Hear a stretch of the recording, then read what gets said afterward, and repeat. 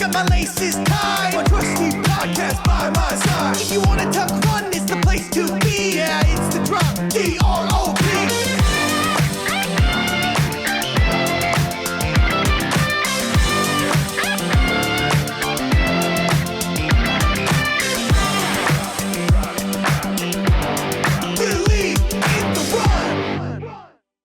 Hey, this is Taylor with Believe in the Run. And Reese with Believe in the Run.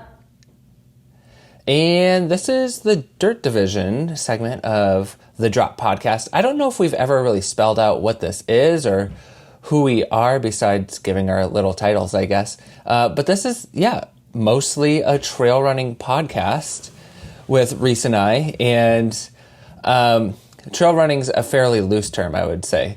Yeah, it goes from like trail running to like esoteric topics to like unsolicited opinions about anything really, from SUVs to ultra distance marathons that we might not, we probably shouldn't have an opinion on. And our disdain, but apparently curiosity about them. Yeah, I'm learning a lot about myself through this podcast. So maybe it's more therapy and no one really should be hearing this. Well, maybe this is, because like I just got my first real haircut by someone in like 15 years this fall.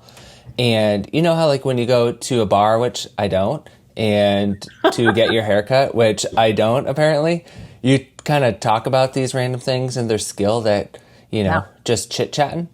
And so apparently you're my barber. Oh my God, I am.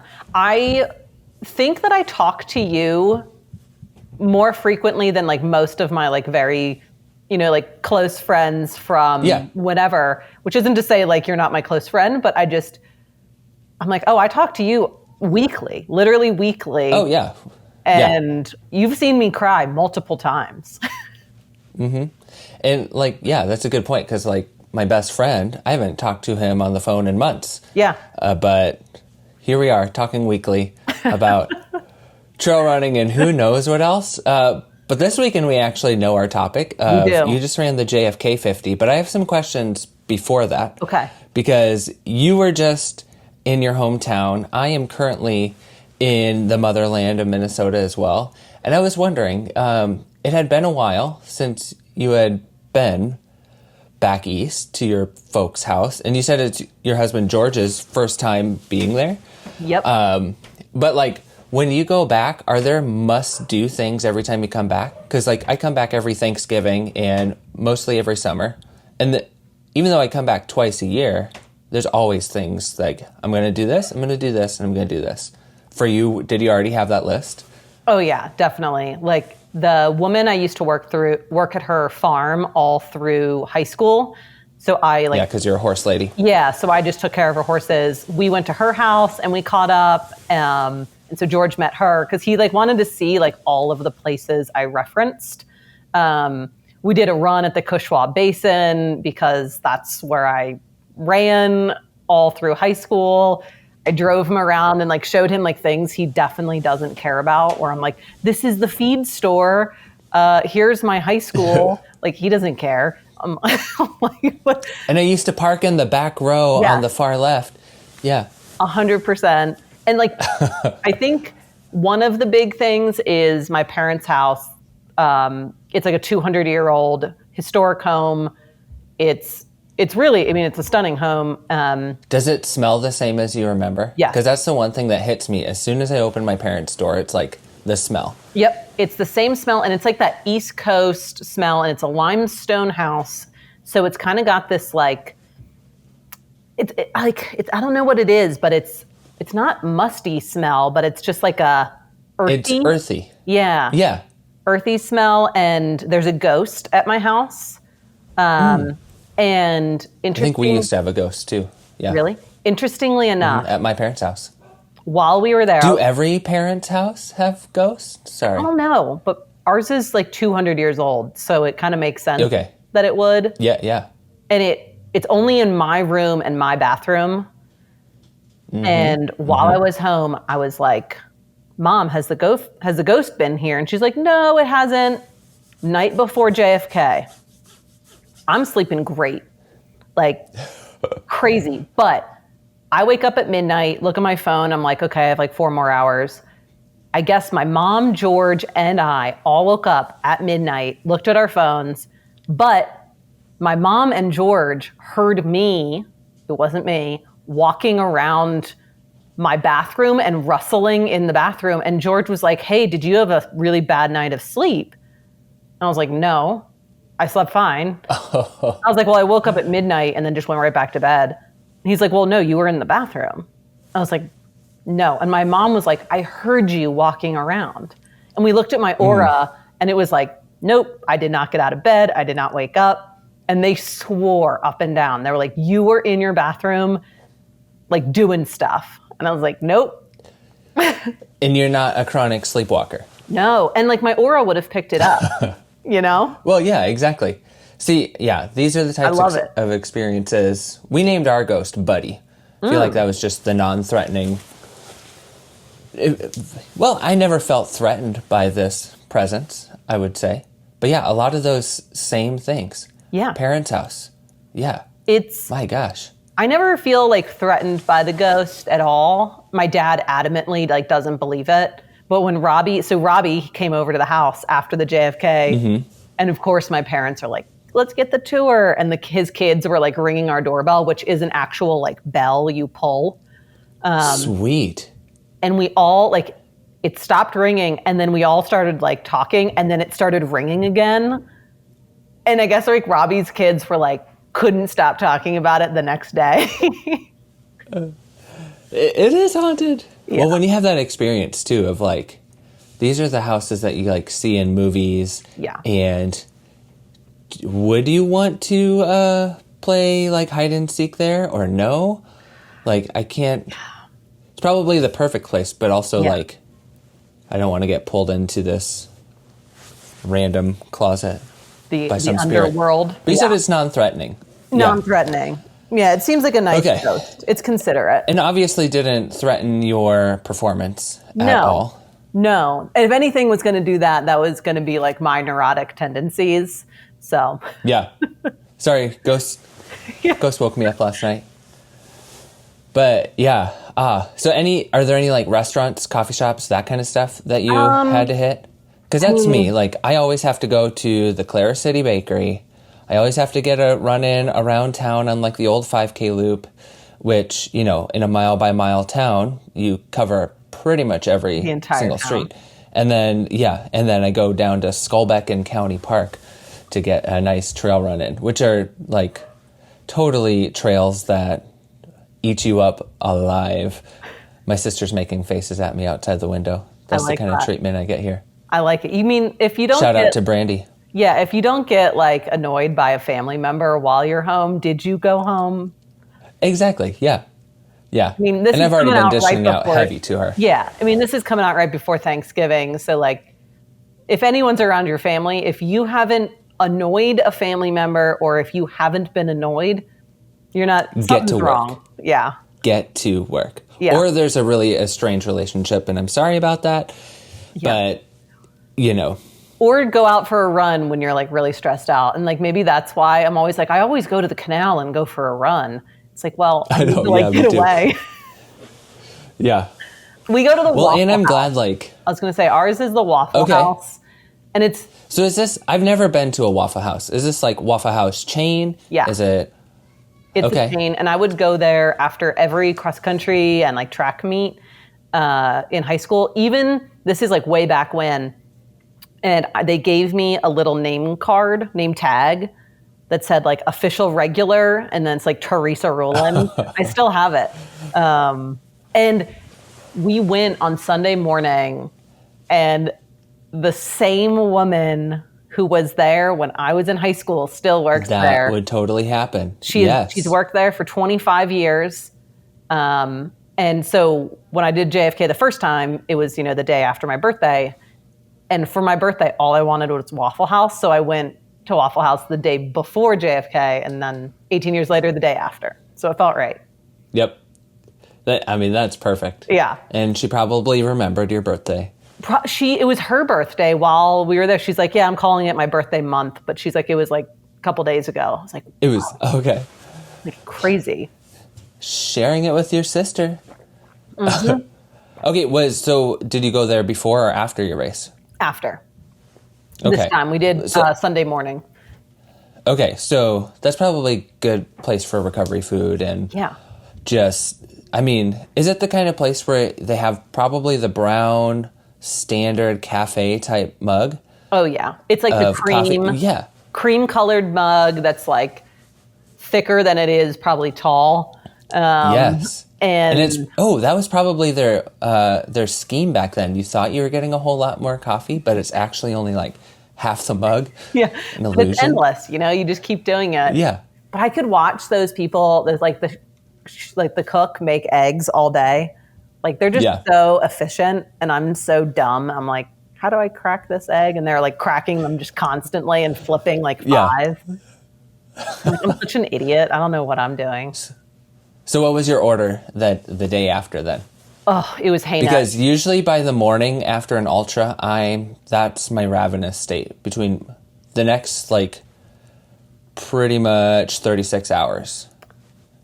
Yeah, so normally I get like the steak and cheese and a waffle, but we went between George and I, he got like the regular whatever that like it's like toast, eggs, hash brown, waffle, and we split the classic. Okay. We split the waffle. And then I got like a sausage, egg, and cheese sandwich. And then I got a double order of hash browns with sausage, egg, and cheese on it. It was, yes. I mean, I felt like nauseated afterwards. Just enough to put you in a coma for the flight. Yeah, I was deeply unwell. But then, of course, and you've probably experienced this where you like eat after an ultra and then like an hour or so later, you're like, I'm hungry again. Like, I'll eat. I could eat. Yeah. Why not? And that's where you go for the types of foods like bowls of cereal and whatever's in the cupboard. We, at the airport, oh my God, I never do this. I never like buy airport food. We got an Annie Ann's pretzel and then an Annie Ann's like the cinnamon little like the tiny pretzels. And we just like slammed it and it just didn't even feel like anything hit. Like I was like, I could eat a full meal still. Nothing happened. Wait, did you get the cinnamon sugar or salted? Cinnamon sugar, the tiny ones, and then the regular pretzel was salted. Exactly, yeah. Standard. Sheets. Oh my God, I forgot to mention Sheets is like a classic Maryland thing and we didn't go. And so George had to what go back. Sheets? It's a gas station. Okay. Yeah. It's kind of like in the Midwest here, it's Casey's. It's all about Casey's. Okay. If there's Midwesterners out there and you hear Casey's, that's like where you get gas station pizza that's actually legit. Okay. That they have a great bakery section, and it's just So Casey's is the East Coast Sheets. Yeah, Sheets, Wawa, something like that. Oh, hey, I actually went to, what was the second one you said? Wawa. Okay, Thomas took me there. Yeah, and that feels right. Yeah. So if those are similar, that's the kind of place that Casey's is. Oh, yeah. Yeah. And everybody, probably the same person working and friendly. Oh, yeah. And all that. Okay, I'm glad all these things happen. And just the types of things you need to do when you go home. I don't care seeing people besides my family. Yeah. But doing things, And this is a total tangent, and I'll get to running, I promise, listener. We'll get to running. But I want to say this as a 38-year-old now, that when I go home and like my parents have like nice things, like they bought like nice protein powder or like a nice cutting board, I turn into a child again. And I'm like, this looks expensive. I want it. I'm just going to use it because I wouldn't be able to, I'm not going to purchase exactly. this. And they're like, do you want us to send you this cutting board? They're like, it's like $30. It's not the same. It's not the same. And so like it was literally a cutting board. My mom was like, I'll just send it to you. Do you want it? And they're like just trying to give me stuff. And George is just like, you're walking around your house and you're just like, mine. And it's just like, I don't even like things. Like I don't even want, we don't have things in our house. But there's something about being at my parents' house that everything just suddenly is like, I got to try it. and it's just like there, like lotion, Yeah. whatever it is. It's just like looks expensive, and I'm like, mine. Yeah. I'm 38, and I'm Even if it's a lower grade of from what you would probably buy, but because it's your parents, yeah, you're like, I need to try that, or I want that. it's mine. Yeah, Yeah. It's Yeah. something happens in my brain, which maybe I should. Again, this podcast maybe is supposed to be about trail running, but it's really a deep dive into our inner psyche and our trauma. Yeah, exactly. Well, I mean, that's kind of like the thing of like when I mentioned that I go down to Skullbeck County Park for this trail run. And it was like the place I learned really about trail running, or actually I was trail running there before my mom and I. We just liked hiking down there, but we also had to hurry up sometimes. And that's where I would run sometimes just on the gravel road for cross country practice. But then, yeah, once we got to the trails, like we were trail running before we knew it was a thing. And so like it feels really special. Like, you know, like you're hitting more than just going for a run. It hits some heartstrings for sure. And I'm sure that's kind of what this JFK experience was like for you. Oh, 100%. And even like our little...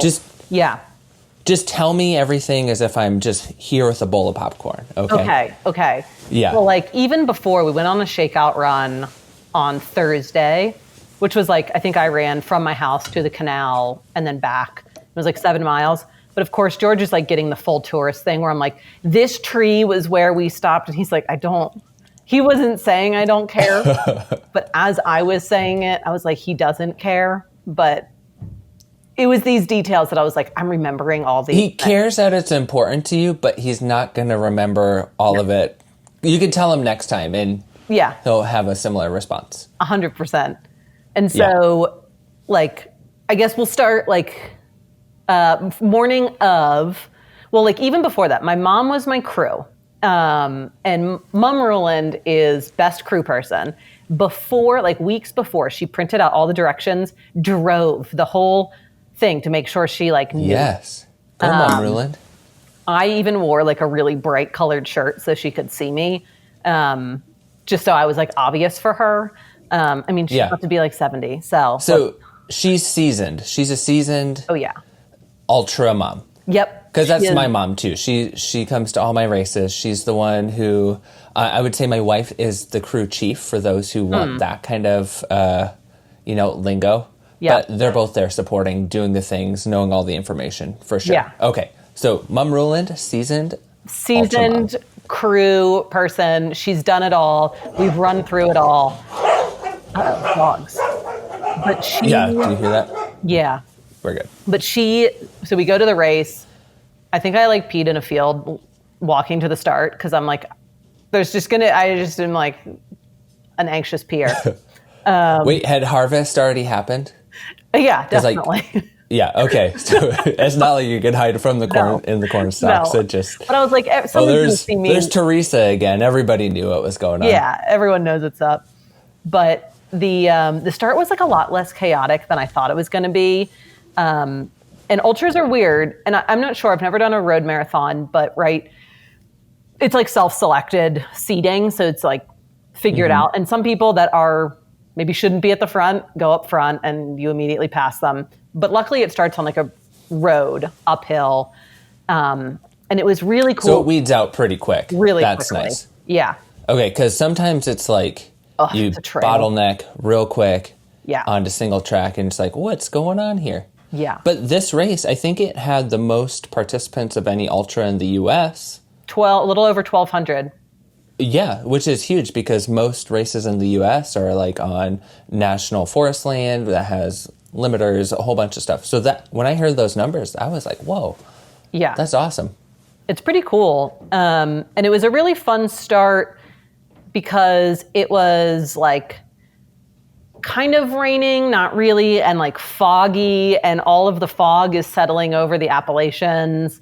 And so luckily, like when we started, Yeah, see, that's the type of terrain that I think of, because, being from the Midwest and you hear about all the Civil War stuff and you're imagining, like, the battlefields out east. Yeah. Like, it looked like that kind of weather the whole time.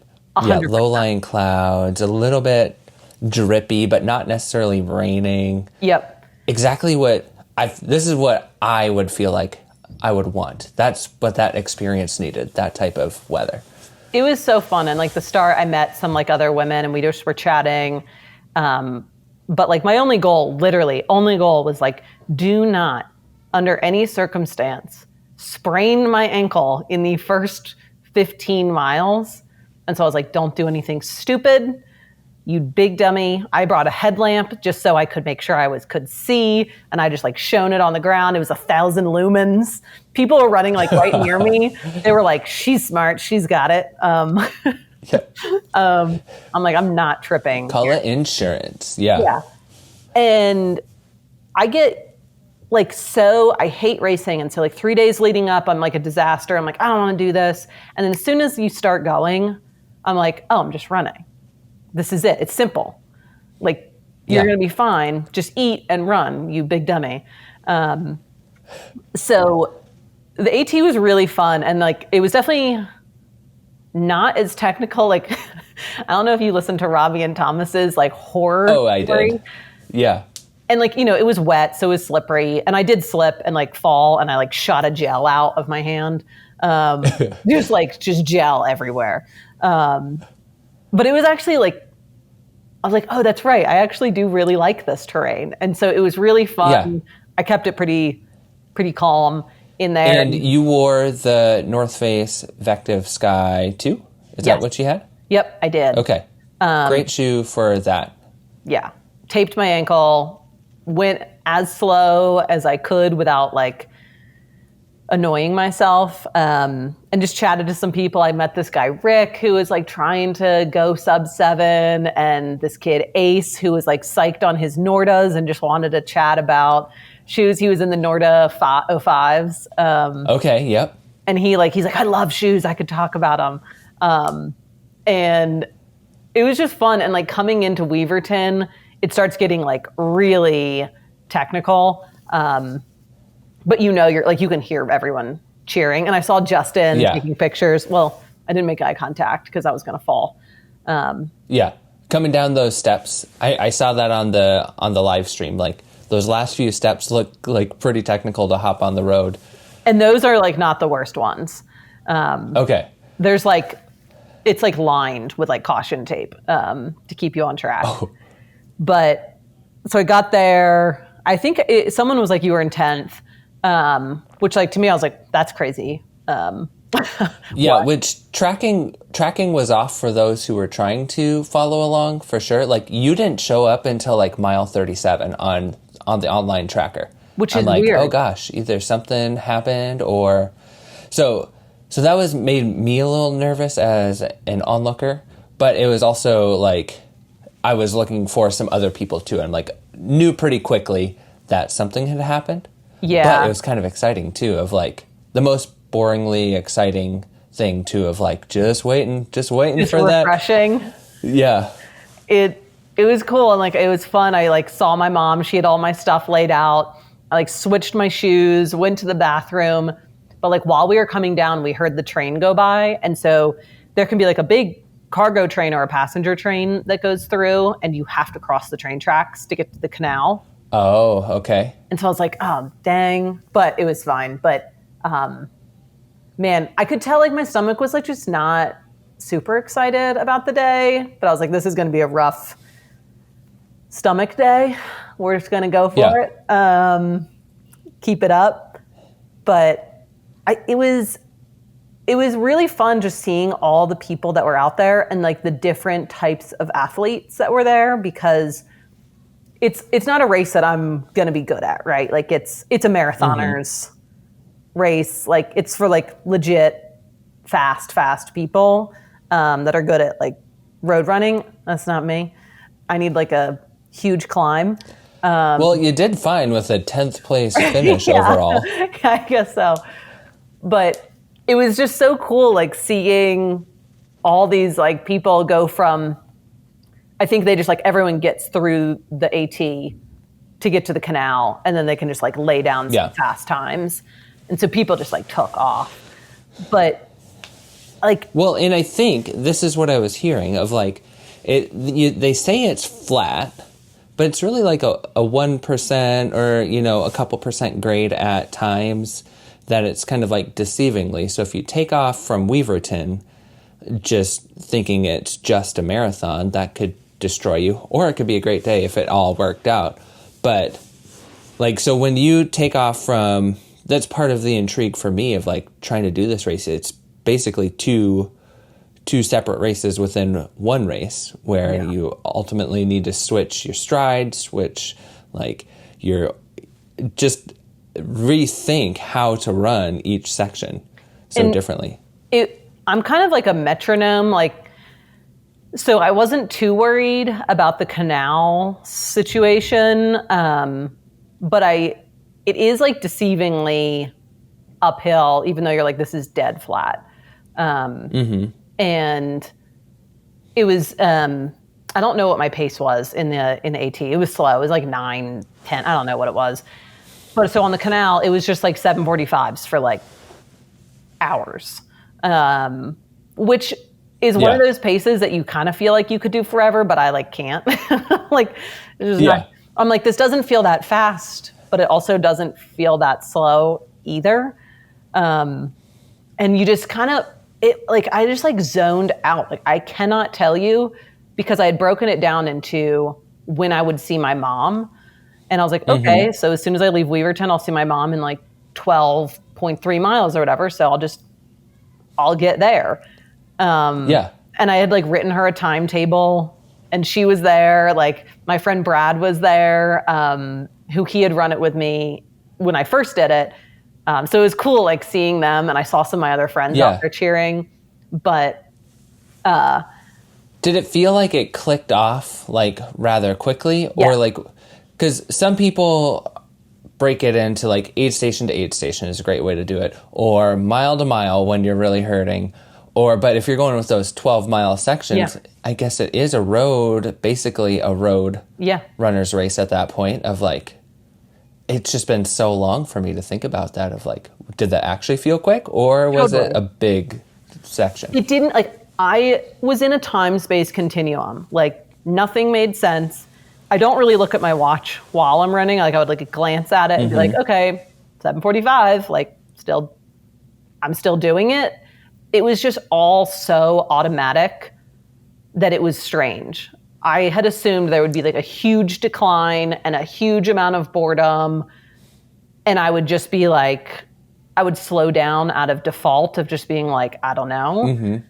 But it just kept going. And I was like, I don't know. Like, I feel fine. This is good. Well, I mean, to be fair, the amount of training, you had a great summer of training and then a really nice lead up to this specific race. And you had a lot of, specificity is, I mean, the coaching term. You were really specific, and most of your long runs were pretty much at that pace at, 6,000 feet higher or 5,000 feet higher than that?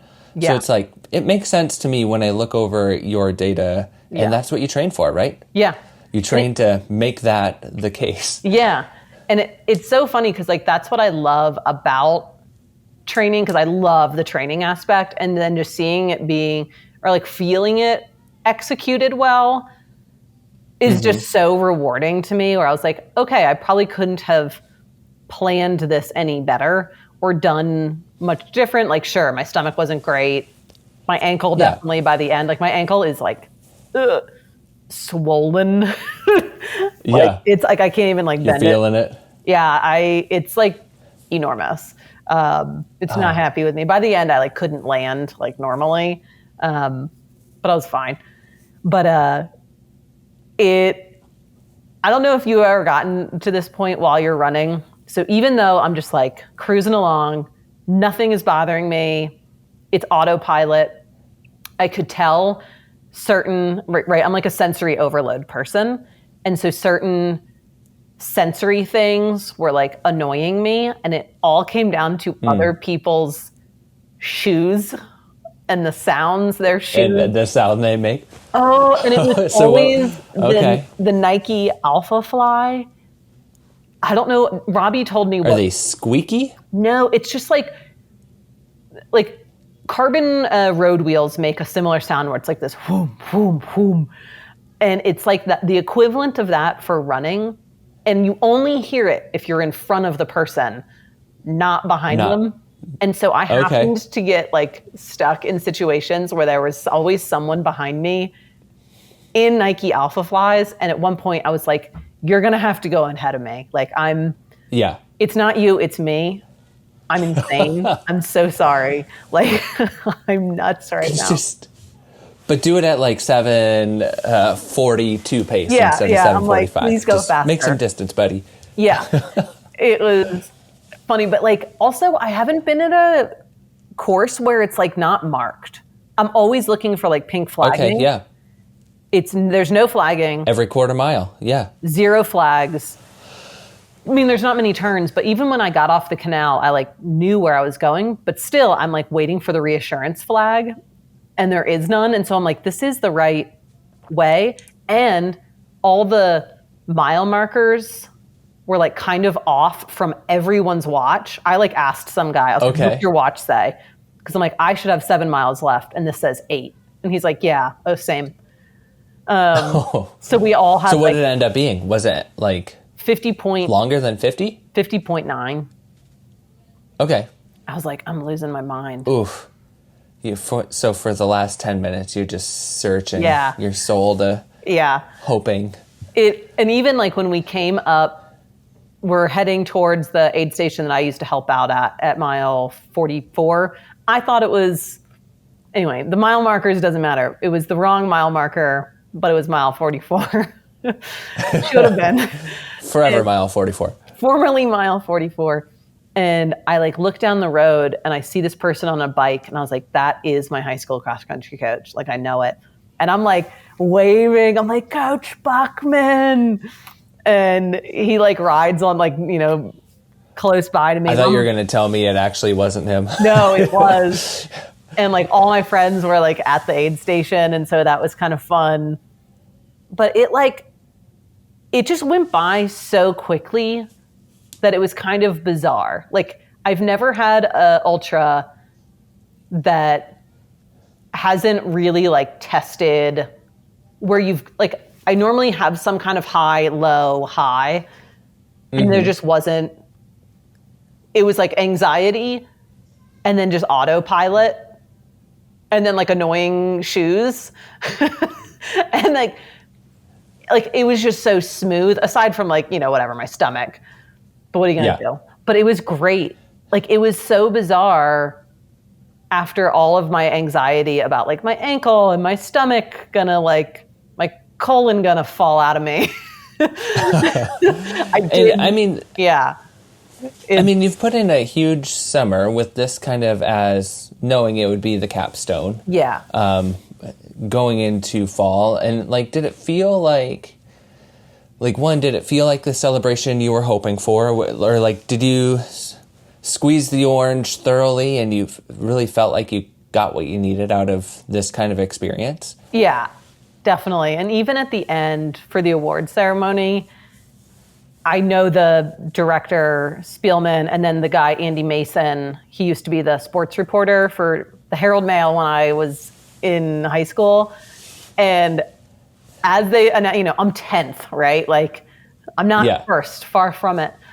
And Mike Spielman. At 6:59, let me tell you. Hey, it's sub 7. The first top 10 in 62 years that every woman in the top 10 went under 7. And I barely squeaked First it time in. ever, right? Because it was the 63rd race. Yeah. And they like go on and on. They're like announcing 10th place, and Mike is going on about like my high school stuff, and he's like, this is as hometown as it gets. And of course he like does like a blip for the winner who like obviously deserves more. and I'm like, oh God, it's just because I like went to high school here. They hand you a bigger check than the winner. Oh my God. Yeah. No. But it was really fun. And then like to have like a bonfire afterwards with like my friends, and Robbie came and his wife and family, and Sam, another reviewer, came by. Yeah. Thomas was shelled. He didn't.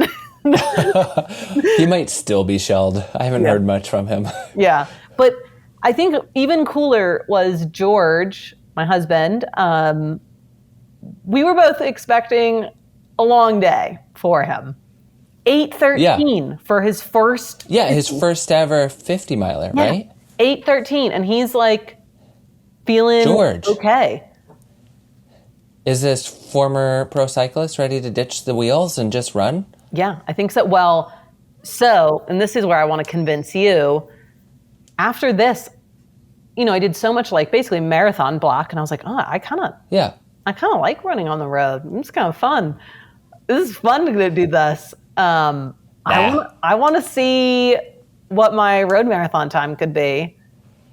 Okay. Because if I can do like two 3:30s basically back to back, I want to see what I can do just one.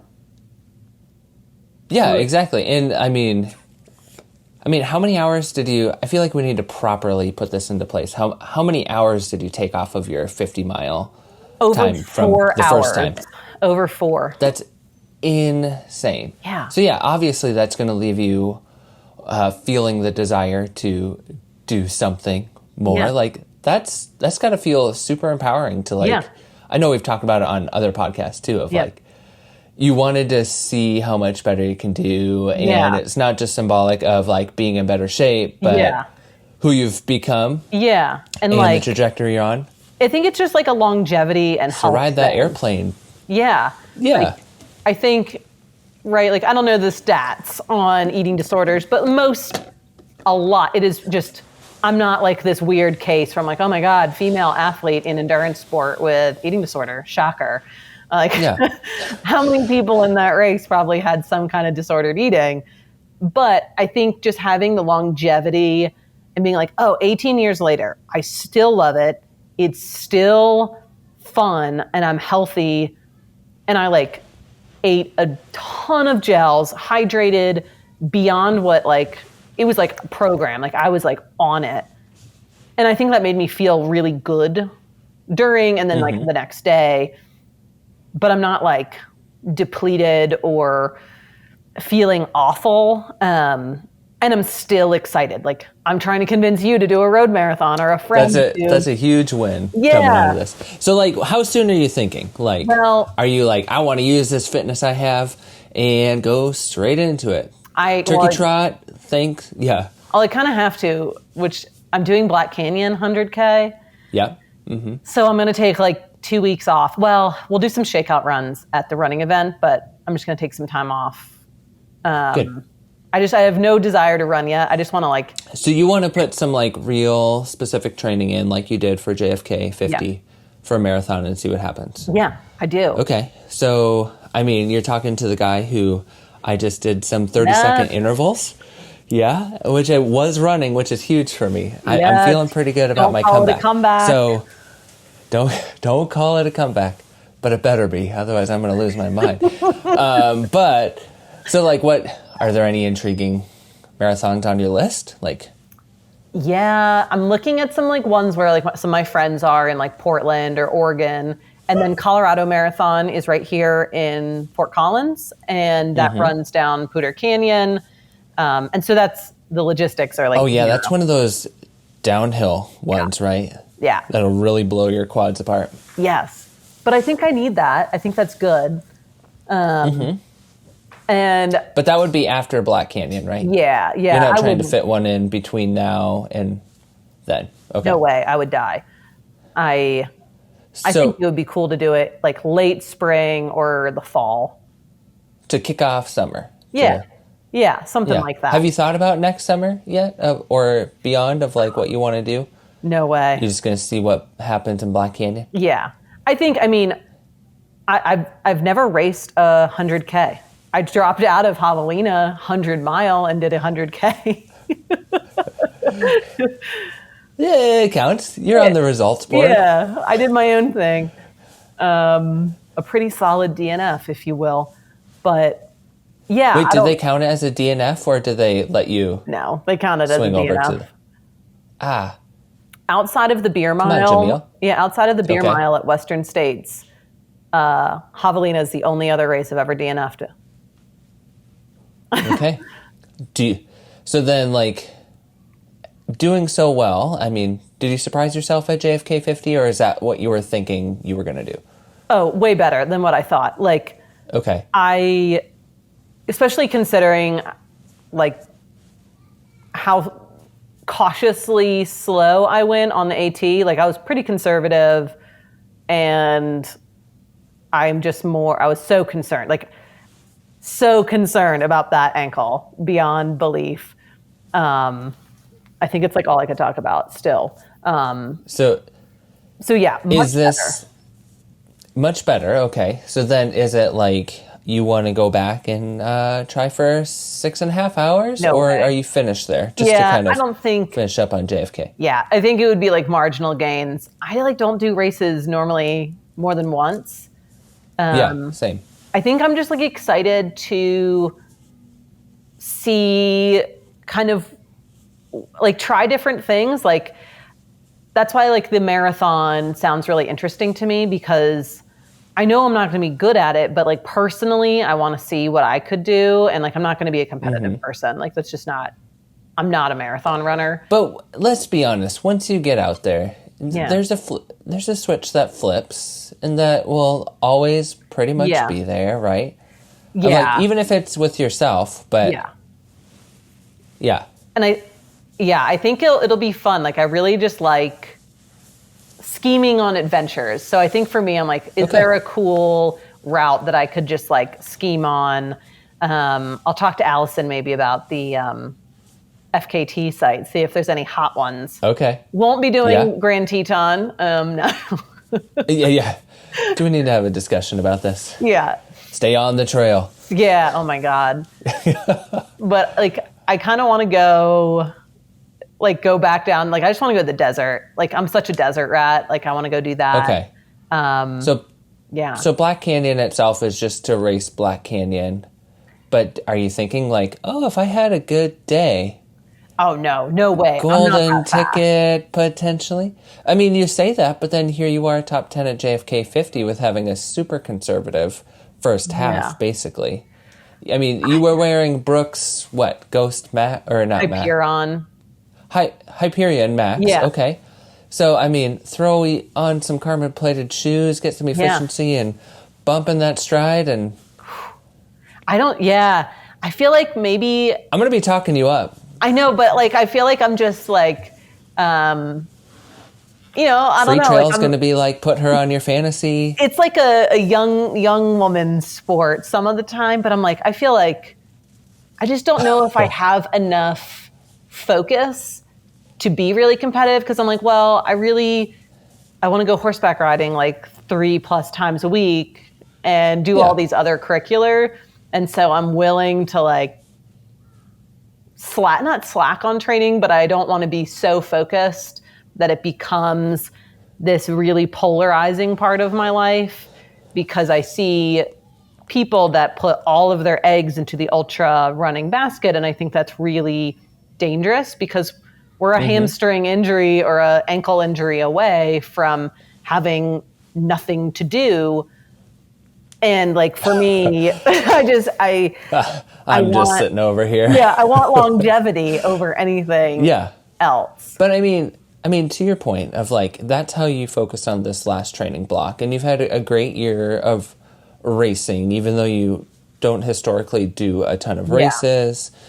But the fact that you did so well is probably showing your wellness all the way around. And not everybody needs to come to performance in that perspective. Like, it's going to stick with me for a long time, but Seth Ruling, when I interviewed him, he was talking about how, like, it's partly my job and I don't actually want to be balanced. Like, this is what I want to do.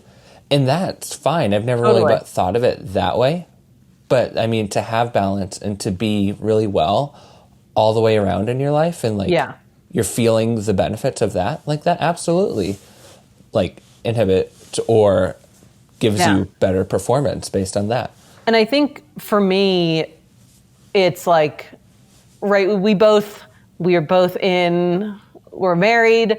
And so I'm like, I can't just do like just me stuff all the time. So like I know George wants to go on some like do this big bike packing trip in Oregon. So it's like, okay, like I got to train, like I literally have to train for this. It's like 7 days. And then I want to support him on the Colorado Trail race that he wants to do. And I think like that's super fun. And again, it's just like balance and longevity. And I put a lot of eggs into the running basket just simply because like I'm really enjoying it right now. But if that changes and I'm like, I still enjoy it, but I really want to focus on cycling, I have that option, which I think is really nice. And I just, I feel like it's on like a good, non-obsessive, like, you know, like the Moby Dick whale kind of thing. I'm not just like monomaniacal about this one thing. Yeah. And again, that probably enhances your performance. And I mean, performance aside, like it enhances your overall life and experience. And that's the main goal, right? Yeah. And I think it's fun. Just like, I don't know, I've gotten more into just like coaching folks that are newer into ultra running. And I think I find so much fun in that because there's so much that they don't know or that they can learn. And there's so many misconceptions about like how to train for an ultra, how to fuel. And so it's fun, I don't know, getting them into this weird cult that we're a part of. Well, welcome. Here's your ring and... Yes. Welcome to the initiation.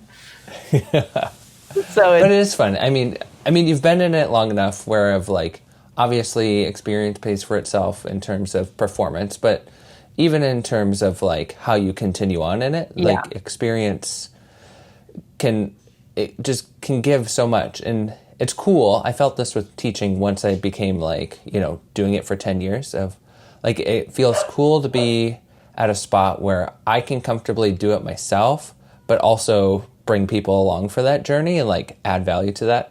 Yeah. So that's a cool, you're in a cool spot, Teresa Ruland. I think we need to have like a Believe in the Run Academy where we like are in Colorado just doing some like newbie, like ultra running 101 up at Taylor's house in Estes.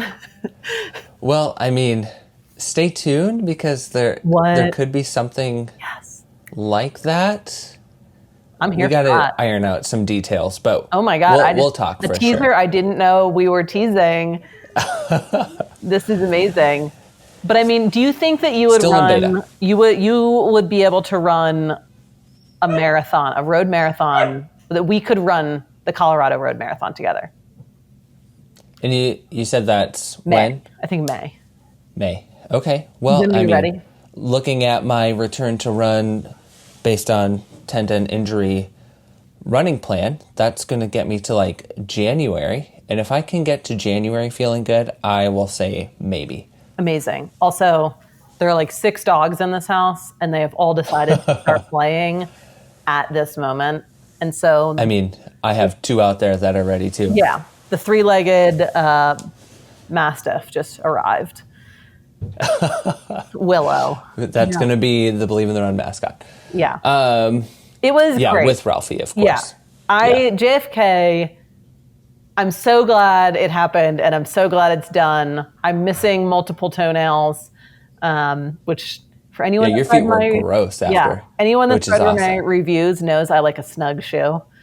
And it shows. Maybe a little too snug sometimes. I've never had feet look like that. Like, okay. And I've been on my feet a long time, and they've never done that. So maybe it's like, I don't know. I didn't need different shoes. Sometimes I've felt this too of like having a snugger trail shoe can have that, but also the rocker. If you're not used to the rocker and you have feet that are swelling, of like I've had toenails come off just because they kept like kind of going with that rocker and clipping themselves along the way. Ooh, it's no fun. gnarly. But I mean, this has to be an experience where you print out all the photos for it and put it in an album. Since it's not one that you're likely going to go back to and like put it on the shelf and like be really proud of it every time, or not even on the shelf, put it on your coffee table. This is a new coffee table type experience. I have a trophy,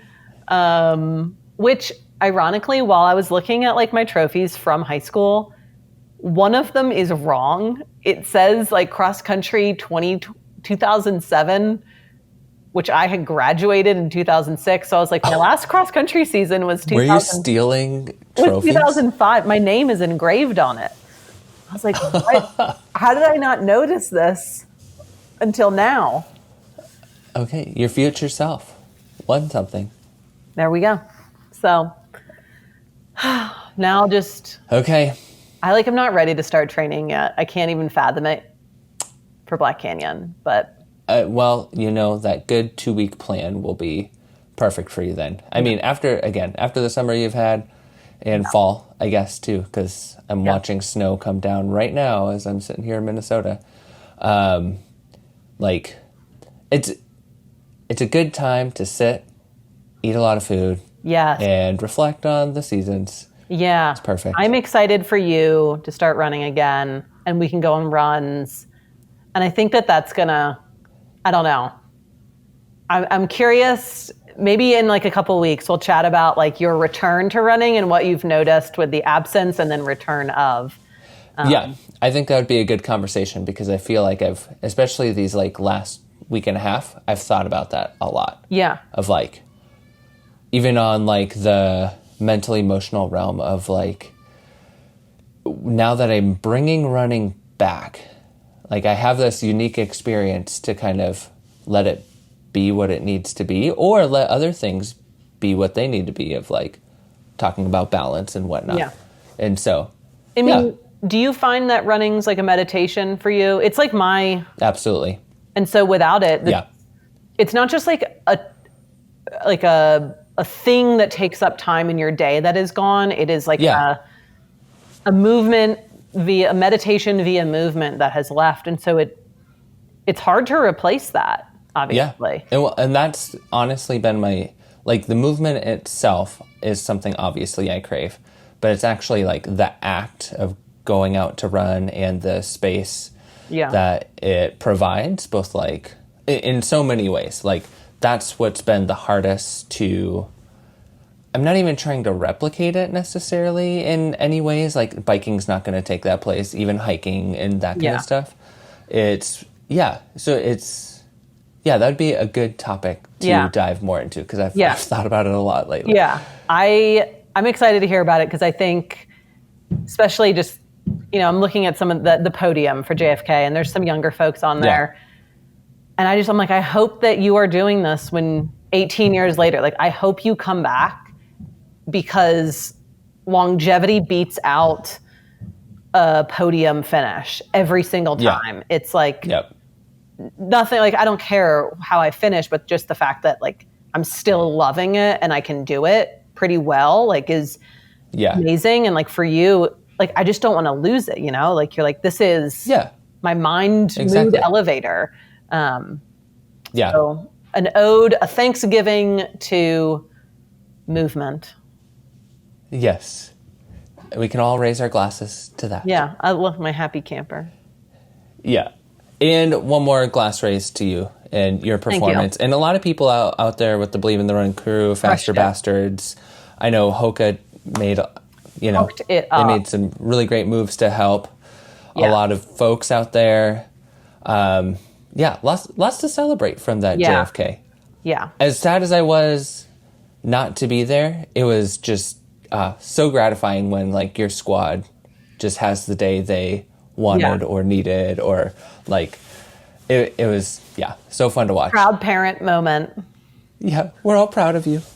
Our girl Teresa. Oh yeah, my mom was crying. So my dad, he of course will go, but my dad in true dad fashion missed me at every place because I showed up too fast. And he comes back and he's like, well, if you had been slower, but like joking. He gives you one of those dad side hugs, Yeah, classic dad move. I love you, Teresa. Kid. Change the oil in your car. And also the air filter in your HVAC. 100%, man. Yeah. Okay. Okay. This was well, good thanks for catching up. sharing the epic. Yeah. Yeah. Have a good And Thanksgiving. we're all proud of you. Thank you. I'm Yeah, proud happy of our Believe Thanksgiving. in the Run crew. The kickoff to the holidays. Everyone did awesome. So amazing. Yeah. I'll see you at the It'll be running good to event. hear from them on Friday. Yeah. Oh, TRE. That's going to be the one next week. Tune in to hear all about the running event and whatnot. It's going to be nuts. Okay. Okay. Signing off. Bye. Bye. Hey, this is Taylor with Believe in the Run, and today I have the massive privilege to be talking to the Tim Tollefson himself. Many of you might know Tim, of course, being a crusher of an athlete in the trail running space. You may know him as being the best looking guy in trail running, but many of you and some of you may not know him as a race director for the Mammoth Trailfest. We just were able to be out there this last year to just experience what Trailfest is all about. And seeing you, Tim, there, I have a feeling that it expresses some of the best of who you are as a person, getting to talk to many of your friends and even family there. And so like it was just a privilege to be part of Trailfest. We'll talk a lot about it today, but welcome back to the drop, Tim. What's up, Taylor? So good to see you, and I appreciate you first for joining us at Trailfest. It was a pleasure to have you and your counterpart, slogging some miles in the Eastern Sierra. But yeah, it's really cool also to be back on the podcast. Yeah, I mean, and if people haven't listened to the other podcast, it's from, I'll have to look up the number. It has to be like 100 episodes ago by now. But Tim gave some of his running background and just profile, and it was such a great episode, whether you're a trail runner or not, just a profile of a great person. So again, welcome back. And I want to talk about Trailfest. Kind of bleeds out of your heart when you're there, and it's just such a unique experience. So when I try to sum it up to people, because we've had a lot of questions since we were out there, Justin brought together a really nice recap video that really is just a slice of what Trailfest is all about, because you really have to be there to experience it. And I'm not just hyping it up because we were there with Craft, which was an awesome opportunity. But for me, having been around the world, and you too, like I feel like it brings the best of what a hometown race feels like. One of those just down-to-earth experiences for trail running. And it also brings some of the best of what those large events like a UTMB or a Broken Arrow or something like that together. A lot of times it's either one or the other, but I've been to very few events that bring both of those together in like the most honoring of ways, if maybe is the way to put it. So that was my takeaway, on a big level. Is that what you were trying to make? What were you trying to make when you came up with Mammoth Trailfest? Well, that's a glowing review. Can we just go ahead and just copy? That's our 5 stars soundbite, for sure. Yeah, it's it is. So Trailfest, we built it on pillars of community, stewardship, and storytelling. And so community was always first. I've told everyone involved is people over profits. We want to create an experience so that you fall in love with trail running and then spread the gospel to everyone else you talk to. Whether that means you come back to Mammoth or not is irrelevant. We just want to grow the sport. And so as you alluded to, I've had the privilege of traveling around the globe to go to some amazing events. And over that decade plus of doing so, I just kind of took little ideas of the things I liked, things I didn't like. And as you described, you feel when a community really welcomes you into the event versus if the event is on the community versus the events in the community. And so starting Trailfest, that was the big goal is we want this to feel like it's in the community. It's built from the community for the community. And so that's something that has always been kind of a guiding principle. And we try to come back to it every time we add something new or iterate. It's because we're never going to get it perfect, but we feel like if that intention is there and we always check ourselves against hey, is this good for the experience of the runners or our local partners or ourselves?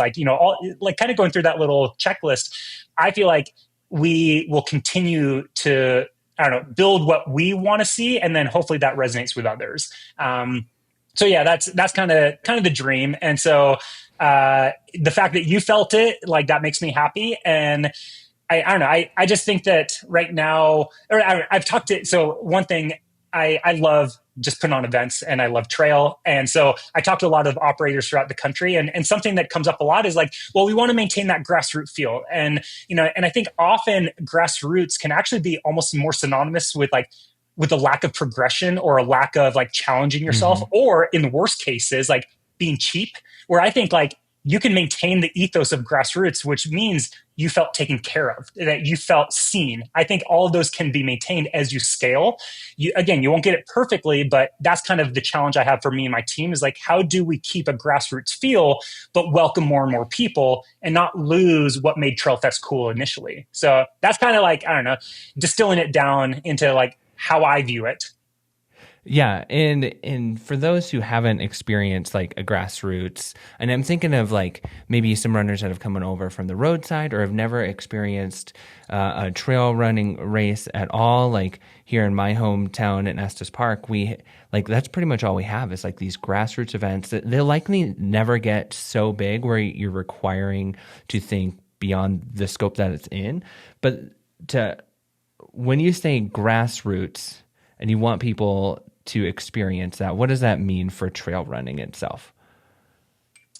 Well, I think if we actually like really deconstruct trail running as a sport, it was founded on like really principles of volunteerism, welcoming people, stewardship, getting out and kind of giving back to the land, exploring, filling curiosity gaps that you might have. I think those are some of those like main kind of, I don't know, tenets to the sport and the ethos of it. And so often when you hear someone say like, oh, trail is becoming too commercialized or is losing like the soul of it, I think it might be that they're going to events that don't maybe necessarily embrace some of those things. And anyone that has been to an event that they really felt connected, and that could be connection with the trail or connection with the organizers or the volunteers or the community or really any kind of connection. I feel like that's a tenet that brings us into the grassroots nature, kind of.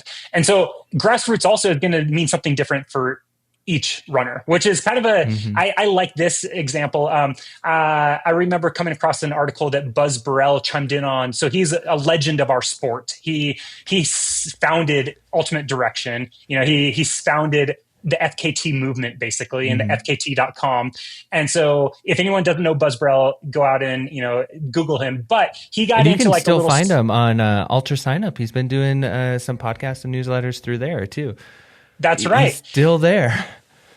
And something I loved, I came across like a little spat he got into on a message board years ago. And people were claiming like, the golden age of ultra running is over. And, he basically called him. I was like, hey, my golden age was in the 60s before you guys were even born. It's like every generation has their own golden age or their golden years or they look fondly on it. I think the same is probably true for grassroots in a sense. Like it's what you define it. But my hope would be that grassroots does somehow like, I don't know, tie back into a community focused, environmentally conscious, stewardship based gathering or event. And I think those are some of the DNA components. And, maybe they only make up a piece of it, but I think those are parts of why people like grassroots events. And it's really, again, it goes to like, they feel connected and seen and not lost in the mix.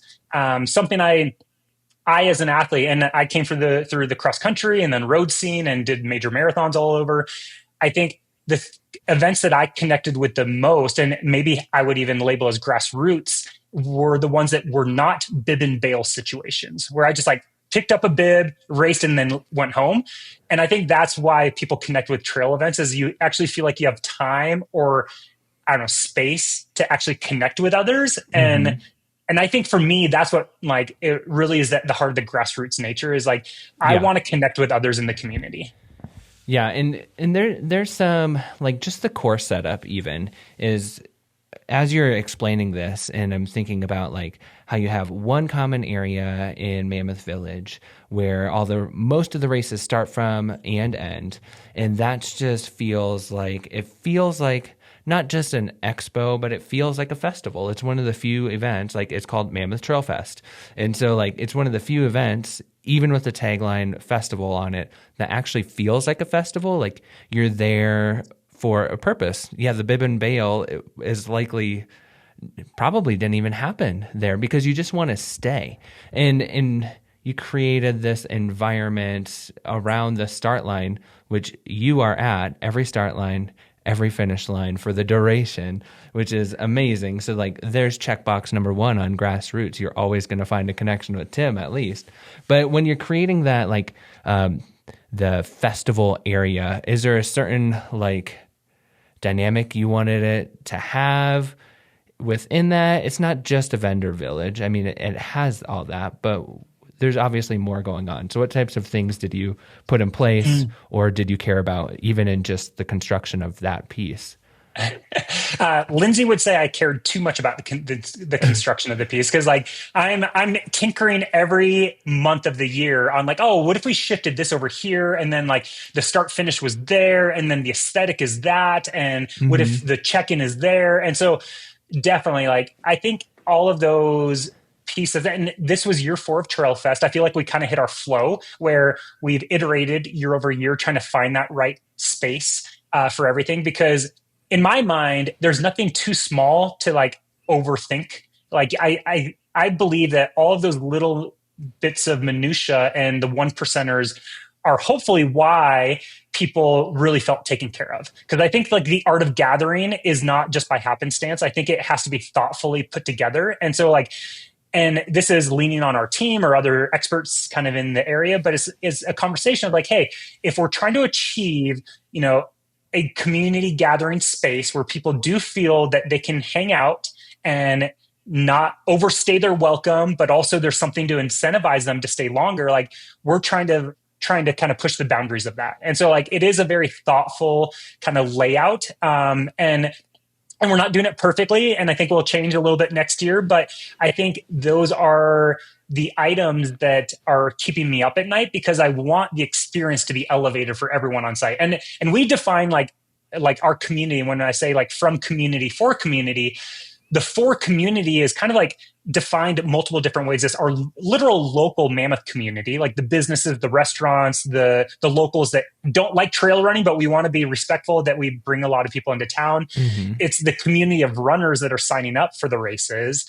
It's the community of family and friends and supporters and crew that are there on site. So like we're trying to find ways that all of those people feel taken care of. And we, you know, maybe that's a bit of a stretch. We're not going to take care of everybody, but we want people to feel that there is an offering so that they feel as though they belong and they aren't just like kind of they're waiting for the runner and then it's like, okay, let's go back to the hotel now, you know. So like we want to incentivize people because I am a believer that if you have more opportunity to potentially connect with someone not like yourself, you're going to learn and grow and hopefully start a conversation that is going to leave you with maybe a little nugget of, you know, challenge or wisdom or a thought that you go home with, and then that kind of like helps kind of like, you know, challenge you with something else. And so that's kind of a bit of the rationale behind it. But, you know, on the surface, it looks like, yeah, it's the Village Plaza and you start and you finish there and that's about it. But we're trying to like improve that art of the gathering space in Mammoth.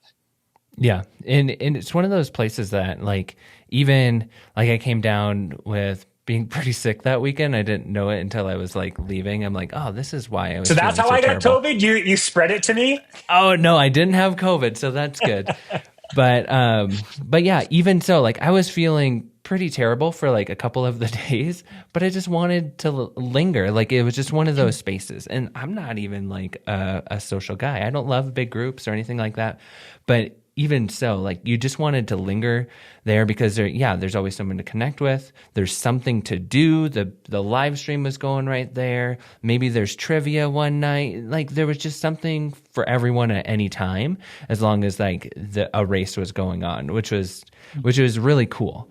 Because there's some courses these days that they might be designed in a way that you do have a common space like that, but that's just for like being a spectator friendly course, but they don't capitalize on that community building piece. So that's something I just personally really, really appreciated. And I feel like at these events, it becomes so saturated with both the best of what our sport can offer and potentially the worst, but it seems like you have really thought about, like all those really small pieces, including the partners that you were working with. And so you guys have quite a few sponsors that support this.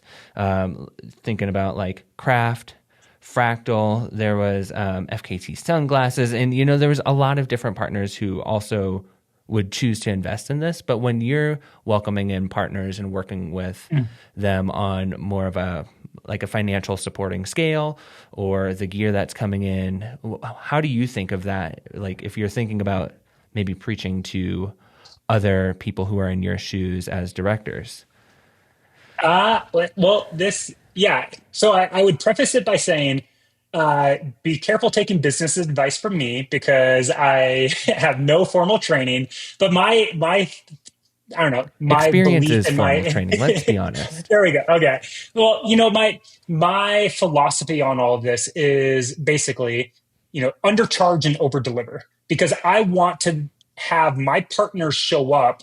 Well, first it starts with a conversation of vetting the partner to see like what they're excited about, what they value, and see if it aligns with the values of Trailfest. Like, we've been offered a lot of money from people that I'm like, it just doesn't jive. Like, we can't do it, but I think it really comes from a place of like, I want them to, because I'm cognizant, like Mammoth is not easy to travel to. The same goes for our runners. Like, we want people to feel like it was value additive. And if I have a partner, I would love for them to provide an increased value or experience or something for our runners. And so like, I'd rather them, show up in a meaningful way than to like squeeze them for something else. And so I'm really proud that we have quite a few partners like Fractal and Julbo and Goo that have been with us from day one.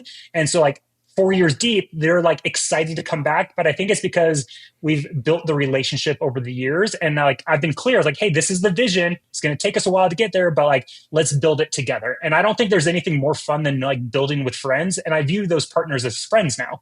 Like it's, I don't know. I just think that they've seen the value of what we're trying to create. And what's awesome is that they're additive to the experience. Like Goo shows up in a very meaningful way. Like they take over our aid stations on the summit, which is not an easy thing to do, but they like lean into it. Which was a party. Like, that was amazing. It was a party up there. And like during movie night on Thursday, they provide hot chocolate and like stroop waffles. And so like, those are the types of like little surprise and delight moments that we want our partners to hopefully provide to runners. And I think in an era where everyone's trying to cut through the noise, like it's challenging to show up and make an impact. And so when we have a smaller cohort of partners, we want them to have that opportunity to connect with our audience and our runners. And I think we've been intentional with that growth where, we've maybe unfortunately or fortunately, like we turn away a lot of people, from a revenue standpoint, that's not great. But then I think it does protect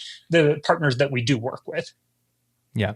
And again, like it all comes back to like, it all felt really intentional. And I know that now Craft is a presenting sponsor. This is not a Craft podcast or Craft sponsored podcast, but I was really impressed, like you as an athlete, and now you're also benefiting from their support as a race director. What does that mean for you that they come through? And I thought they did a really nice job at supporting such an event. Like, what does that mean for you, like both as an athlete and a race director who you could have and have had other sponsors in the past that have invested into the Mammoth Trailfest? I mean, on the surface level, it was just easier in that, like, I didn't have to like hide my shoes as the director when I had a different sponsor.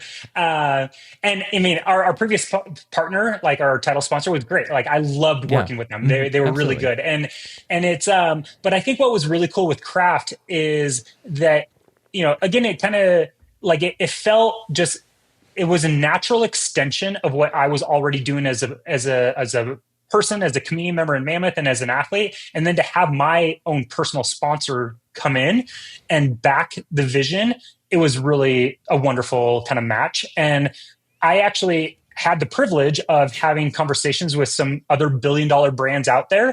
And I loved the conversations, and I think any of them would have been a great partner to Trailfest. But ultimately, like part of why I chose Craft is I saw a lot of Trailfest in Craft in that they're like a startup, let's call them, in the shoe space. Yeah. The brand has been around for 50 years, but in footwear, if you poll your audience, I don't know, like less than 1% of them probably know Craft makes shoes. And so I feel like exactly. it's a big uphill challenge. And in a lot of ways, that is exactly where Trailfest started, is an upstart. And so I saw a lot of similarities in like what they're trying to build, and knowing that, hey, that means that they really want to show up, as I said earlier, as a partner that's additive to the experience. Like, sure, they want to sell shoes, they want to sell apparel, but they want to create an experience for the runners. And so it really aligned with that intention of, let's create the coolest space and experience for the people in attendance. And yeah, if that means that they sell more shoes and apparel, great. But I think that they showed up in a very meaningful way. And I was proud to have them as our sponsor this year. And I'm excited that it's a multi-year deal, so we get to push the boundaries in 2026. Yeah. And both of you and I are Minnesotans. I happen to be part Swedish. And just to like... Yeah, just their aesthetic is I'm so drawn to it, like just how they design the space, very Nordic. And yeah, obviously the gear itself is like their clothing especially is second to none. They're really working up in the footwear space, of course, with some impressive new designs and redesigns this year. Like, it's cool to see that they're going to be pushing the envelope just as you are. And I mean, in terms of how they're around 5 years old in terms of developing footwear for trail running. And that's about how old you guys are too at Mammoth Trailfest. That's right. Yeah. It's, And I mean, it's, Mammoth, if people aren't familiar with Mammoth, Google it. We're a high alpine town on the eastern slopes of the Sierra Nevada in California. So while we do enjoy 300 days of sunshine a year, we also can have 800 inches of snow a year. Yeah. And so like it can be the most snow in the country, maybe the world, at a ski resort. And so having a partner that creates the Nordic gear and the proper apparel for harsh conditions is really nice. And as you experienced during DBA, our ascent the first day, like it got a little cold. It got a little windy up there at 11,000 feet. Yeah. I almost threw you my pants too, knowing that I was going to go down earlier than you, man. Yeah. It really is like such quality gear. And I'm not just saying that again because we were out there with Craft, but because it truly is, like, especially for those crossover sections and active, like they have the experience there that can definitely benefit you as an athlete. What are some of your favorite shoes? I'd like to get to talk to about the 200 here soon, but what are some of your favorites since we're already talking about it? So my rotation of shoes is rotation, even better. I know, because that's the nice thing. And I don't know, that's one thing I appreciate about Craft is being a young brand. They've leaned into pushing their own limits of a quiver, shall we say, of shoes, of footwear. And so having multiple options as a runner that likes, to train on all different surfaces, it's nice. But my rotation right now is the Nordlight Ultra 2, which is one of our gravel shoes, the Explorer Pro, and then I do also use the Ship A, the gravel or the prototype shoe that I think, it's what David Sinclair got second at CCC this year at UTMB. And so those are the three main shoes I use. And as I said, I think I like them because they're versatile. There's like, it's the Subaru Outback for my feet. Like I can run on the road, I can run on the gravel, I can run on techie terrain, and it handled it all. And I don't have to be like, oh, well, this would be more enjoyable if I had X on my feet. It's like, well, no, it just handled it all. So that's what I appreciate about it. Well, and I've had this conversation with a lot of people. The whole gravel scene is really heating up for trail running. It could be known as door to trail. It could be known as light trail. And when we say gravel, that actually means more than just a gravel road or a gravel path. That truly is encompassing all of that, plus getting into that light trail, like Western States would be considered a gravel race. There's a lot of your course when you're below tree line that could be considered gravel. Like, I had never experienced California carpet until being there in Mammoth. I'm like, so this is what it is. Such a glorious thing. But it's so good. Who doesn't like to just run? It's man. And I don't know. Contrary to popular belief, and maybe Craft won't like because we'll try and push some rugged mountain shoe. I use Nordlight Ultra 2 at UTMB. I use the Explorer Pro at UTMB. Like it's, I think it's these shoes, like gravel shoes, crossover shoes, like they work in a variety of terrain, and you can push them into terrain that maybe quote unquote isn't what they're designed for, but they still respond. Like, and so I have found success rocking the gravel shoe, basically on everything. So. In most scenarios, yeah. Like I thought, like I switched over when I did the DBA, the Dragon's Back Ascent. So I ran over to the start just to get a warm up in the Explorer 2, which was a great one for that. A little bit of pavement, a little bit of gravel, really cushioned, felt really nice to get over there. But then I switched over to the orange and black one. I'm trying to think of it. I'm going to test you. Oh, man. Oh, I'm looking at... Here we go. It was the Pro version of this shoe, which I can't think of right now. Why am I not thinking of it? Come on, I can't give away the answer. I know. Pure Trail. Pure Trail Pro. Yeah. There we go. Yeah. They don't even put it on here. What? It's But the Pure Trail Pro. But that is like a true rugged mountain day offering. So Craft doesn't only, I feel like Craft is one of the first to really lean into gravel as a scene. But they don't only have gravel shoes. And so, to be fair there. And then I threw that on because I just needed a little more lugs to get uphill. And it is fun to see, like, because you're right. Years ago, Craft leaned into gravel with their messaging, with their positioning, and like got laughed out of retail stores of like, gravel's not a thing. And then like the moment some of those bigger players started embracing, like, see, like it's, you know, it's flattering that it's they've like the like hottest fallen in category line this year. Yeah. I know. It's pretty cool. Yeah, that feels good. But which you would if you're going for this Mammoth 200. There is a decent amount of gravel within that. Oh yeah. When you choose to step up to something like this, I just can't imagine it as an athlete. Like that's one thing in terms of logistics and planning as an athlete for something so monumental. The Mammoth. Do you mind just describing to listeners what's the Mammoth 200? So the Mammoth 200 is the newest addition to the Trailfest portfolio. It is a 214-mile single loop course that starts and ends under the exact same finishing arch that all the Trailfest races finished under. And it circumnavigates the 760,000-year-old caldera that created the beautiful Eastern Sierra that we know as Mammoth Lakes. And it includes all of our little rural communities throughout the county and basically just offers a pretty spectacular and unreal opportunity to travel that far in remote areas. And it's an actual foot race that we are now hosting. So it was our first attempt this year, a couple weeks ago. And it was unbelievable. We're very proud of what we created and what was endured and experienced by the runners. But, you know, maybe your question's a little leading, but it was ridiculously hard operationally.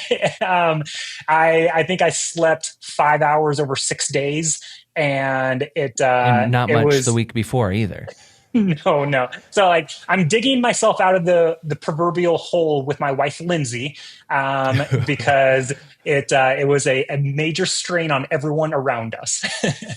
Oh yeah, obviously. And you have built a team to where it's not just you doing this now. Who are some of the key players that have really helped you? I know that you probably can't thank everybody enough. But there's some other key players that are working with you that many people might know if you're a trail running fan too. Absolutely. So I mean, like you're spot on, and that's why like I'm intentional when I say we on these things because it's really like a royal we. There are so many individuals that make Trailfest happen and now make the Mammoth happen, and like honestly, a huge thing is.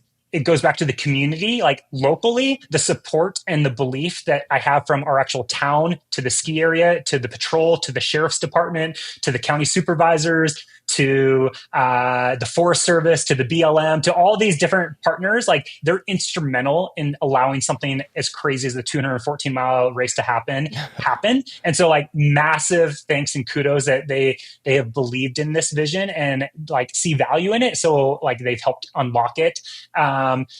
We also were training up like, let's call her like our RD2, our race director 2, Hillary Yang, which some people might be familiar with, Billy Yang's wife. And so she comes from the media space, but like we brought her in to, help race direct the event, which was awesome. Locally, we have an all-star, no one would know, but her name's Carrie White. She's our volunteer coordinator. She was an absolute rock during the entire event and stepped up in so many ways to make sure that our runners were taken care of. And so, yeah, it's really a community effort, because you can't do something. You can't put it on a 5K by yourself. You really need support. But like a 200-mile endeavor that crosses basically 3 forest districts and, loops this entire thing. You're out in remote wilderness areas, essentially. Like it was unbelievable. And I'm really proud of everyone that contributed to it. Well, I know you've run the whole course. Do you want, is that something, you brought this to life, and there's a film with Sally McRae about it, and the first time kind of like giving it that test run. She had some personal business out there too, and you helped her. But is this because you're saying you might want to get into that side of the sport as well? They're saying that the 200s are the new hundreds. I disagree. I don't think the 200 is the new 100. I think the 200 is a great venue to explore and push yourselves in different ways. But I'm a firm believer in we don't have to go longer, but I love that there are longer options. I don't want to go that long. I'm with you. I will never do a 200. No, I'll say it right here. I don't mentally have the fortitude. I don't think I'm tough enough. For a myriad of reasons, I think I would fail, but I had so much fun putting on the experience for others. And I look forward to iterating, just like with Trailfest, where we have a lot of big ideas on how we can push the boundaries of it and create very similar things to the Trailfest vibe. And even my initial dream, so this dates back like a decade of like wanting to do a giant loop.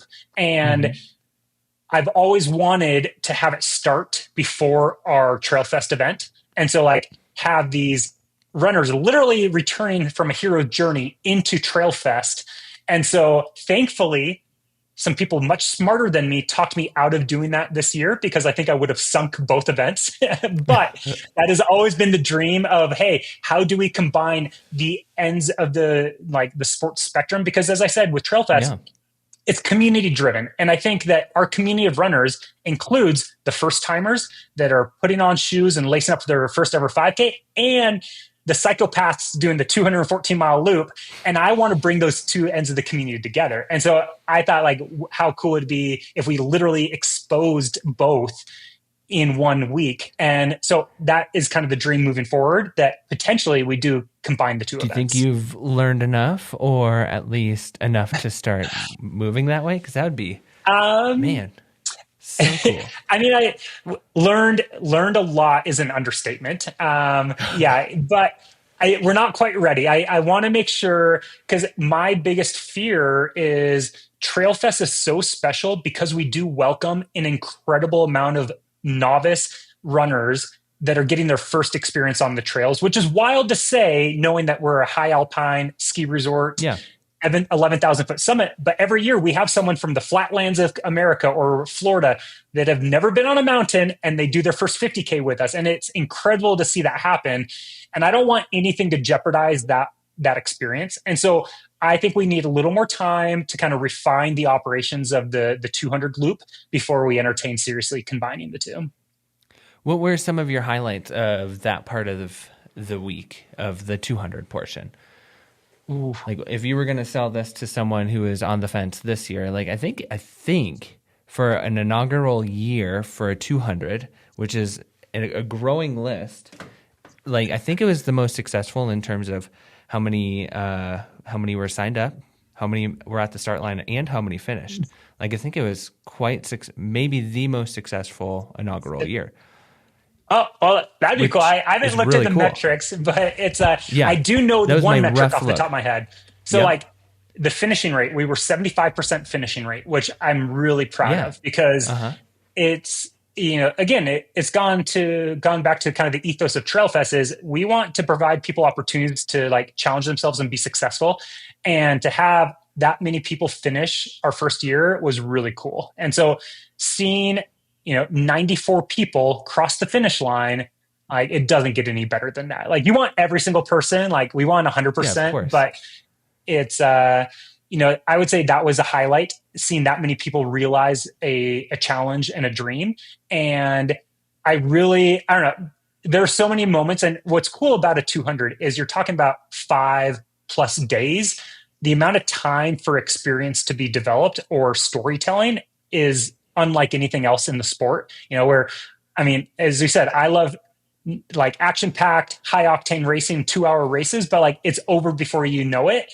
And like something like this, I think it's why our metrics and our like media attention was like 10-20x what Trailfest was, because people get sucked into the narratives and they're like, wait, what's happening? And they like, also it's combining like a National Geographic travel channel where you just see these stunning views of the Eastern Sierra as a backdrop to these people doing an incredible feat.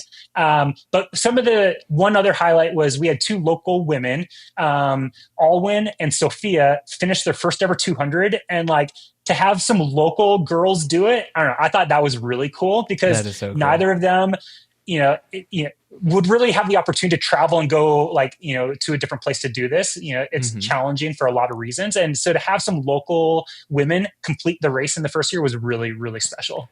So do you know much of their experience of what they've done? Like, are they hikers? Like, have they done some of the JMT, like that kind of stuff? Which is where I think the 200s are really cool because it's kind of could pull from the hiking end of the spectrum, which Absolutely. into the trail running space, which there's nothing. I mean, a lot of ultra running can be hiking, of course. Like that's a very good tool to be able to use. But in terms of experience leading you to trail running, I think that's where 200s could be so cool. Have they had that experience? So the Venn diagram is fascinating. You have a ton of people in the 200 space come from through hiking or even the tactical space. So like military and other things like, so you get a lot of that crossover. Like that. Yeah. And before answering your question, like if you think about, let's say 200-mile race, most people's heads are going to explode. But if you treat it as a 3 to 4 or 5 day supported through hike, now it seems more attainable. Wait, you're saying like 40 to 50 miles a day? Okay, like I can wrap my head around that. And that's what a lot of people are approaching it as. And so I think it feels a lot more manageable once you chunk it down that way.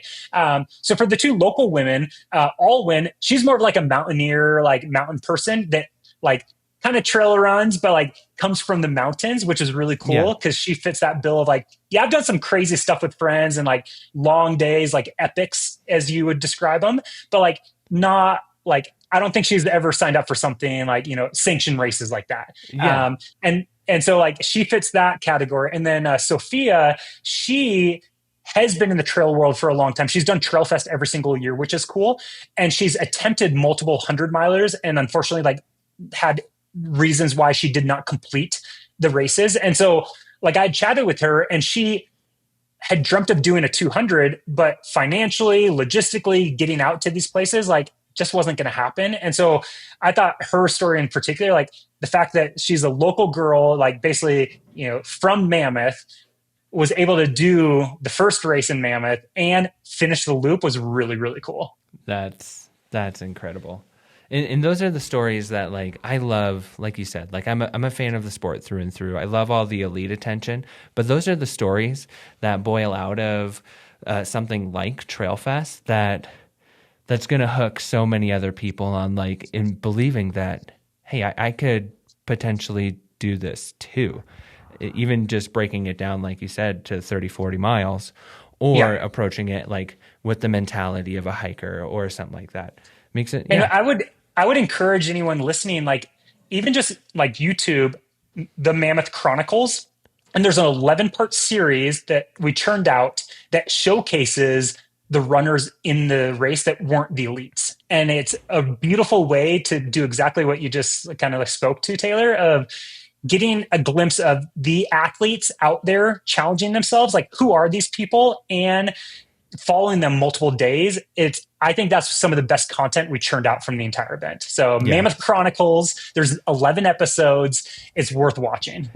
They are worth watching. It's beautiful. I'm grateful that I get to like watch those and chalk it up as doing research and work. They are. They're just such. Even if you're not like my in-laws, they look at all of this stuff just because they know I'm into trail running. They're not trail runners themselves, but they really legitimately enjoy looking at that kind of stuff because it's just one beautiful cinematography and real stories. You can't get much better than that. Yeah. Are there any, in terms of either the 200 or Mammoth Trailfest, are there any updates for next year that you're planning on, or? So we're working on getting Bad Bunny on site right now. We're hoping to, maybe ink that deal pretty soon. But any new things? Well, I mean, one of my biggest challenges for our team is like, how do we keep not only challenging ourselves, but like iterate on the experience, because we want to surprise and delight runners every single year. So even if what's cool is this year we have quite a few legacy runners coming back. So 5 years that have been here every single year. So we have some pretty cool things in store for them. Cool. But in general, there's a lot of things I can't really say yet, specifics, but great. Stay tuned. Stay tuned. I mean, like this year, like if you were on site, you saw the craft base camp, that giant teepee structure, which was really cool. So I cool. think that like that was kind of a nice preview into like, hey, we're gonna you got a haircut, so we were slinging like haircuts. My first one in like 15 espresso years. shots. Yeah, I'm sure your wife was thankful. She was. and, She's like, even your eyebrows. You even did your eyebrows. Yeah. You got the old man eyebrows like me. Most. It's totally. Yeah, they're there. Lindsay always says you grow more hair on your eyebrows than your face. I was like, I wish it would flip because I feel like I could rock a mean beard. You get me jealous, but I mean, we're going to be rolling things out. But I guess I would say is we're going to open. So we did announce dates. We're going to be September 24th through the 27th in 2026, and registration will open January 20th. And so those are some key dates that you want to mark down, because last year, for the second year in a row, we broke our registration platform because so many people tried to sign up at once. It crashed the site. And so is a great thing, but we also hate the fact that it makes our runners stress out. But put January 20th on the calendars, because we do sell out. Everything sold out. Some of them like within, I don't even remember, but like the 26K, like within a few hours, it was sold out. And so if you're interested in joining us, which I hope you are, like, consider that, or, come out and just hang out. Like you said, there's so many ways to get engaged. And so I think that's one of the big things. We're going to keep pushing the boundaries of what's possible from the programming, the activation side, so that there's more and more festival feels on site. Yeah. And I wrote about it. We got it into our wrap up video with it. Like, there really is something for everyone, which is, you can say that for a trail running event, but there really is, from the littles to like, it's one of the few events that as a family I would consider coming to, because there's something for many things for our kids, including your mom was there with her book, and I bought the workbook to go along with it, and the Mammoth, and my daughter, my oldest, I told her I was talking to Tim Tollefson, the guy who created and runs Mammoth Trailfest. And she's like, tell him that my review of his mom's book is really good. I haven't had a workbook with a book like that before. So, oh my gosh, you can tell your that mom is that. incredible. I will relay that. She will be so very from happy to those hear types that. of things, like your family was there working, and like there really is something for everybody. And if you're able to stay for more than one day, like Mammoth is one of those events that I'd if I go, I want to be there for either the duration or multiple days, because I could run, the 26K, and my wife could run the 50K a different day. And so like, it truly is one of those really family friendly events, and it's a small town in Mammoth, lots to do around it. David Laney took me to a hot springs. We went and dove in a lake. It's a tourist town. Otherwise, like, there's just so much to do. And so that's my personal plug and my hopes for the future, to bring the whole fam. I love it. Thank you. What's funny is, so we have detailed debriefs with every individual team after each event because we need to learn and grow. And one of the topics that came up was we need to take the kids race more seriously. It's there were 130 kids signed up, which is insane. But it's like a proper thing. It's it's a fun run, a 1K, and we have everything from literal like 6-month-olds being carried by their parents to some 11 and 12-year-old crushers. But it's like, yeah, I think we need to take the kids race a little more seriously now. Like there was one kid during the briefing that asked for the GPX like file because they wanted to know the route. It's amazing from top to bottom. Trailfest is amazing. What about you, Tim? What's next for you? Are you doing up Trailfest 2.0 another time of the year in Mammoth? Is that a hope of yours? Would you want to do more than one large event?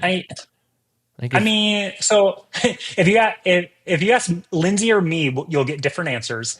But going back to the top of our conversation, I just think trail running is the greatest sport in the world. And I want to preach this gospel to whoever will listen. And if that means more events elsewhere, I love to say yes and then work backwards until I find a no. And that's kind of how I got into a 200 miler. And so, who knows? But short run, it's really about protecting and improving that experience for Trailfest. Because I really want to continue to do that one well and do it justice and give anyone that comes and shares their time with us the value they deserve. And so right now, everything is pointed towards Trailfest and the Mammoth, just making those experiences better for people. Personally, I'm digging out of the biggest fitness hole I've ever been in. I'm finally starting to, appreciate that I maybe took the last 25 years for granted of just continuous workouts and training. And it's like, wow, when you take a month truly off, and I'm not sad about it because I don't know. I think there's something selfishly amazing about just providing experiences for other people. It filled me up more than a training block, but I still have that itch of I'd like to do some races myself, before I have to hang it up. So I mind some stuff in 2026. Primarily, I want to go back to States. I need to find a way in there. So that's kind of my big dream. Okay. Well, either way, I'm sure whether you're racing or not, I'm sure you'll be there. It's absolutely. I won't miss that one. That one. Yeah, that's in the past few years of just getting to experience many events. That's one of them that you just don't want to miss. And that one is actually now. Basically a home race for me. My mom lives 10 minutes from the finish line of States. So it's basically as close to the home race as I can find. So I'll be there in some capacity. And then how far is Mammoth from there? Because I know many people who will make the trek out and maybe they'll volunteer at Western States. Maybe they're running, maybe they're just spectating, but then they do a little bit of a road trip elsewhere. How far is Mammoth if they wanted to check out Mammoth as a town before, dropping in their registration for Trailfest? It's about 3 hours from Olympic Valley. So it's a little bit of a trek, but it's not too bad. We say in California, anything under 4 hours is across the street. So if you're in LA, it's basically a day in traffic, but it's, that is something that we, I think we maybe a bit of a teaser, Trailfest training camps. I think that could be a thing in the future. There's a lot of people that want opportunities to come up and explore before the event. And so it's, I can't think of a better way than in smaller, more intimate groups, sharing the trails. So, yeah. And if that is the thing come the near future, would this be kind of not only just training for Trailfest itself, would it be more like a vacation style? Because that's something that many people are asking for now. They might trade out their race experience or the funds they would put toward a race and seek out some of these camp-like experiences. And so, kind of figuring out where it lands, but I'm open to suggestions. So if anybody wants to say anything, send it my way. But, I'm a believer in that curating experiences for what someone wants. So it's kind of hey, what's going to be a win for you? And let's work backwards. Yeah, absolutely. Cool. So much to look forward to, man.